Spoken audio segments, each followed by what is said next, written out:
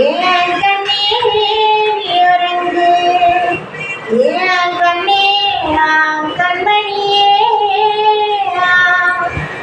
ஏன் பொன்னே நீ உறங்கு, ஏன் தங்கமே நீ உறங்கு, செல்லமே நீ உறங்கு. யார் அடிச்ச நீ எழுத அடிச்சவர மாமன் அடித்தாரோ மல்லிகைப்பூ சென்றாரே, அத்தை அடித்தாரோ அரளிப்பூ சென்றாரே. ஆராரோ ஆரியாரோ ஏன் கண்ணே நீ உறங்கு.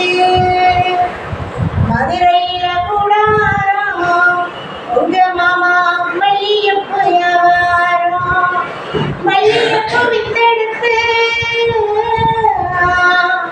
உனக்கு மாலை பின்னி வராராம்.